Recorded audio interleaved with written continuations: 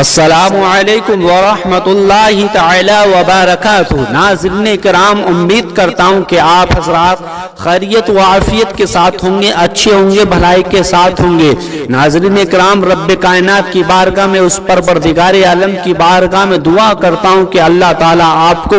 ہمیشہ ہمیشہ ہمیشہ خوشحال رکھے، بہتر رکھے۔ ناظرین کرام، آپ لوگوں کو جان کر کے بے حد خوشی ہوگی کہ آج ہم آپ کی بارگاہ میں ایک ایسا پاورفل وظیفہ، ایک قرآن پاک کی ایسی سورہ، ایک ایسی دعا لے کر کے حاضر ہوئے ہیں جس کو آپ سنیں گے تو انشاءاللہ تعالی آپ کی زندگی میں انقلاب آ جائے گا۔ ناظرین اکرام، جس ویڈیو کا آپ کو انتظار تھا، آپ کا جو انتظار چل رہا تھا کہ کاش ایسی دعا بھی آئے جس سے ہم کو بہت زیادہ فائدہ پہنچے، تو ناظرین اکرام، آپ کی انتظار کی گھڑیاں سماپت ہوئی اور آپ خوش نصیب ہیں۔ آپ اپنی زندگی پر ناز کریں، آپ بڑے خوش نصیب ہیں جو آپ کو ایک ایسی تلاوت سننے والی ہے، سننے کے لیے جا رہے ہو، ایسی قرآن پاک کی سورہ سننے کے لیے جا رہے ہو۔ ناظرین اکرام، آپ بڑے خوش نصیب ہیں کہ آپ جب اس دعا کو سنیں گے تو انشاءاللہ تعالی آپ کی تمام پریشانیاں، تمام دقتیں ختم ہونے والی ہیں۔ ناظرین اکرام، جس دعا کی ہم تلاوت کرنے والے ہیں، جس قرآن پاک کی سورہ کی ہم تلاوت کرنے والے ہیں، یہ دعا ان لوگوں کے لیے خاص ہونے والی ہے، یہ وظیفہ ان لوگوں کے لیے خاص ہونے والا ہے جو اپنی زندگی سے بہت زیادہ پریشان ہو چکے ہیں، دکھی ہو چکے ہیں۔ ناظرین اکرام، یہ دعا ان لوگوں کے لیے خاص ہونے والی ہے جو اپنے کاروبار کو لے کر کے، دکانداری کو لے کر کے بہت زیادہ ٹینشن میں رہتے ہیں، پریشان رہتے ہیں، اور گھروں میں لڑائی جھگڑے دقتیں رہتی ہیں، کاروبار پر، گھر پر کسی نے بندش یا جادو یا ٹونا کرا دیا ہے، کسی طرح کی کوئی دقت آ رہی ہے، پیسہ بہت کما رہی ہے لیکن جیب میں پیسہ نہیں رک رہا ہے، بیماریوں میں اٹھ رہا ہے۔ ناظرین اکرام، اگر آپ کوئی بیمار ہے تو اس کو چاہیے کہ اس دعا کو پڑھ لے، اگر پڑھنا نہیں آتا ہے تو صرف اس دعا کو سن لیجئے، انشاءاللہ تعالی سنتے سنتے ہی آدھی بیماریاں ختم ہو جائیں گی۔ اگر کوئی کاروبار کو لے کر کے پریشان ہے، دقتیں آ رہی ہیں، کاروبار نہیں چل رہا ہے، تو اس کو چاہیے یہ دعا جس کی ہم تلاوت کرنے والے ہیں، اپنے کاروبار میں یا گھر میں لڑائی جھگڑے رہتے ہیں، گھر میں یا دکان میں، اس دعا کو بجا کر کے، صرف بجا کر کے رکھ دے تو انشاءاللہ تعالی اس کا کاروبار بھی چلنے لگے گا اور دکانداری بھی چلنے لگے گی۔ ناظرین کرام، اگر کوئی بیمار ہے تو اس کو چاہیے یہ دعا وہ سنے تو انشاءاللہ تعالی اس کی بیماریاں دور ہو جائیں گی، پیسے میں، روزی میں، رزق میں برکت ہونا شروع ہو جائے گی اور زندگی میں خوشحالی آنی شروع ہو جائے گی۔ چلیے ہم اس دعا کو شروع کرتے ہیں، آپ کمنٹس باکس میں آمین ضرور لکھیے گا۔ چلیے ہم شروع کرتے ہیں، آپ توجہ کے ساتھ دھیان سے اس دعا کو سنیے گا۔ بسم اللہ الرحمن الرحیم، الف لام میم، ذالک الکتاب لا ریب فیہ ہدی للمتقین الذین یؤمنون بالغیب ویقیمون الصلاة ومما رزقناهم ينفقون والذین یؤمنون بما انزل الیک وما انزل من قبلک وبالآخرة هم يوقنون أولئك على هدى من ربهم وأولئك هم المفلحون إن الذين كفروا سواء عليهم أأنذرتهم أم لم تنذرهم لا يؤمنون ختم الله على قلوبهم وعلى سمعهم وعلى أبصارهم غشاوة ولهم عذاب عظيم۔ بسم الله الرحمن الرحيم، خلق الإنسان من صلصال كالفخار وخلق الجان من مارج من نار فبأي آلاء ربكما تكذبان رب المشرقين ورب المغربين فبأي آلاء ربكما تكذبان مرج البحرين يلتقيان بينهما برزخ لا يبغيان فبأي آلاء ربكما تكذبان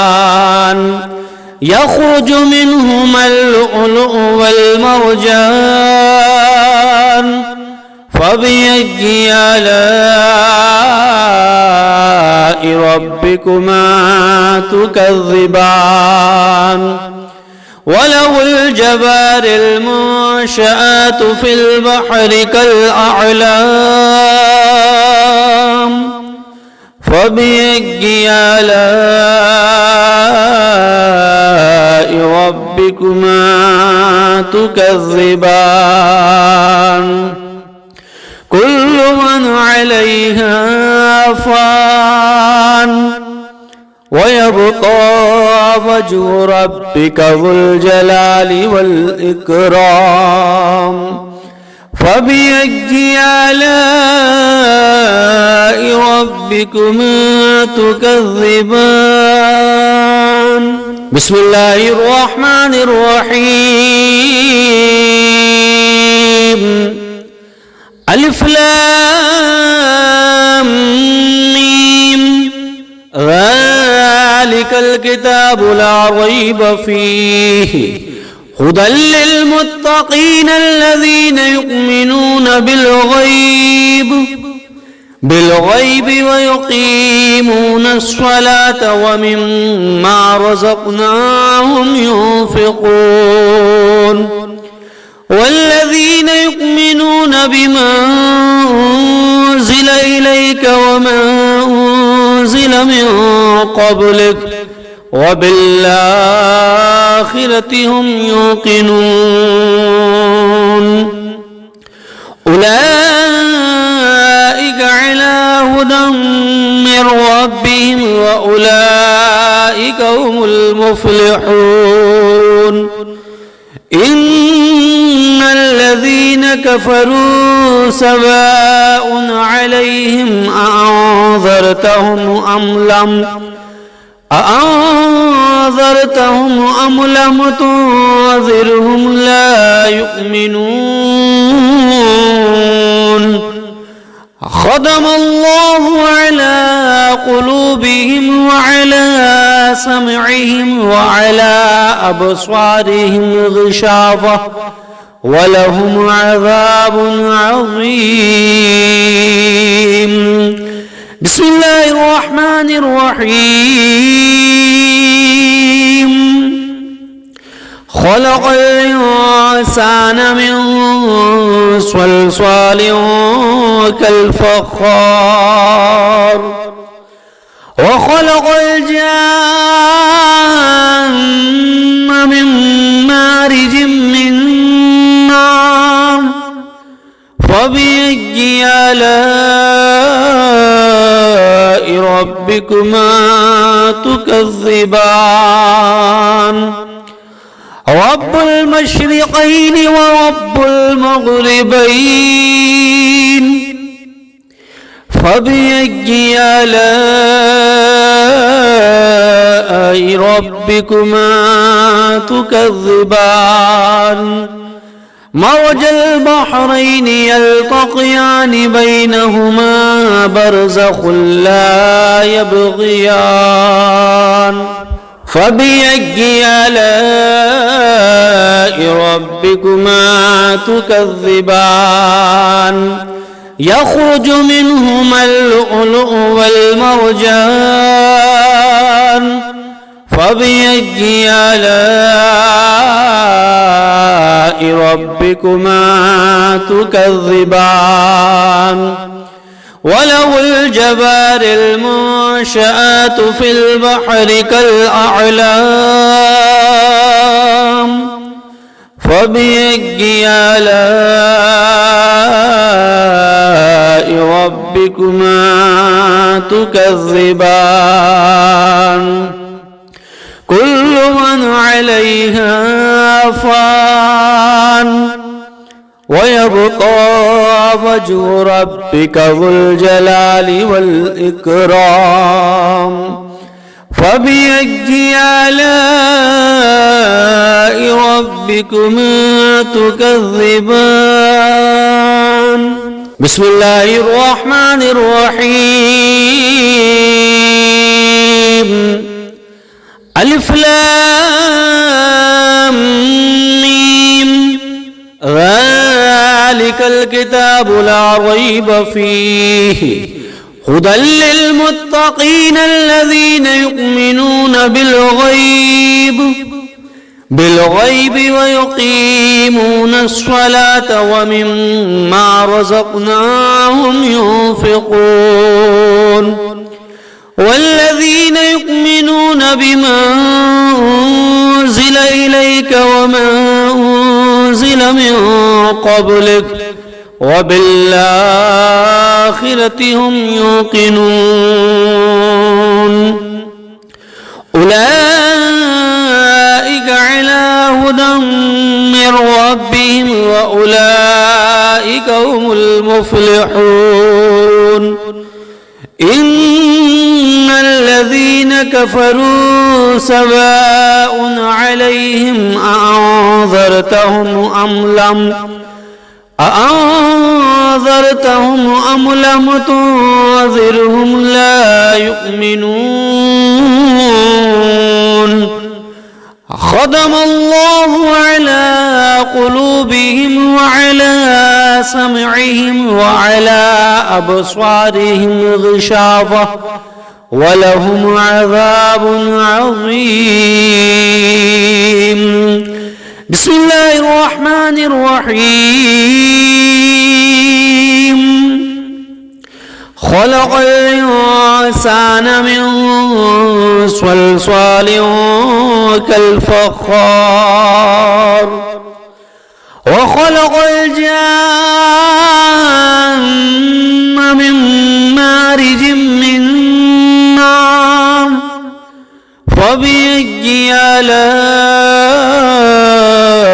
ربكما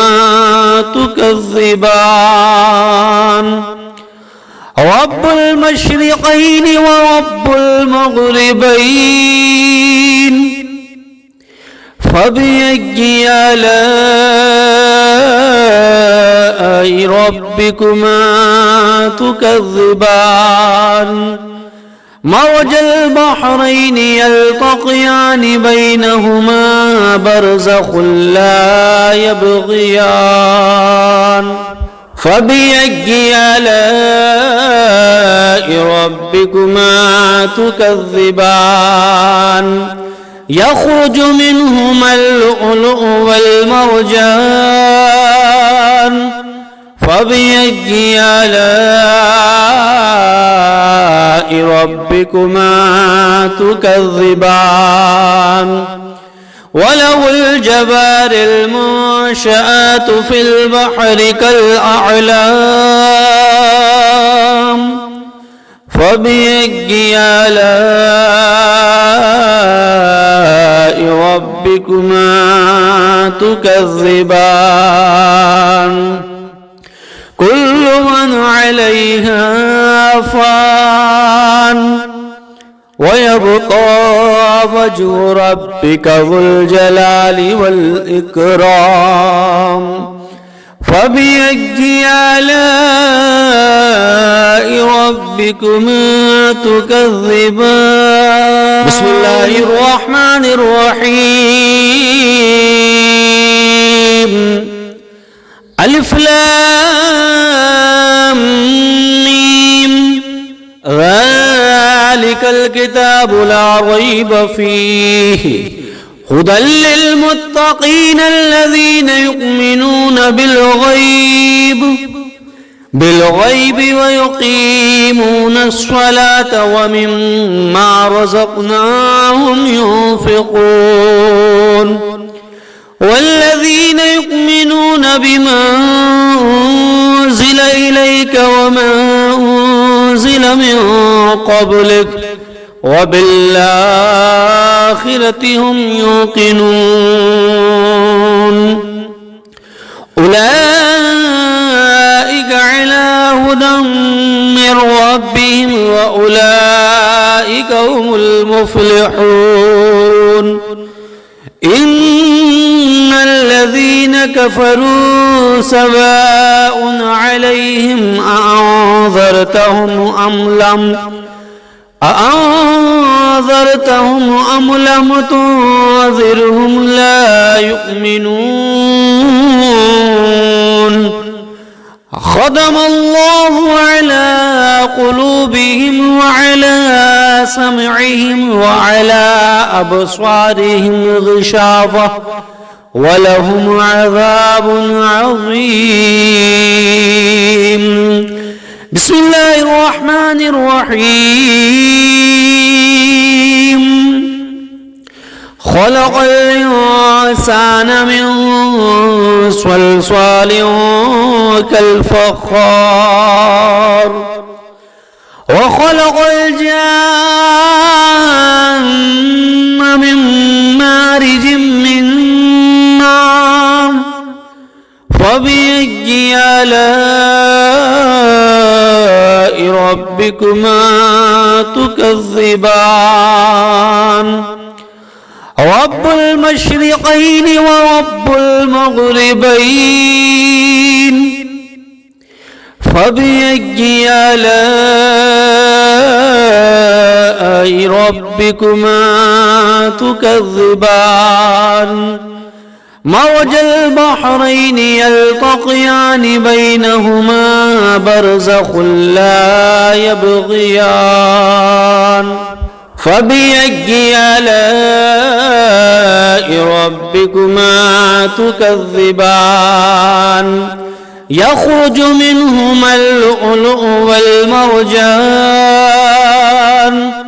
فبأي آلاء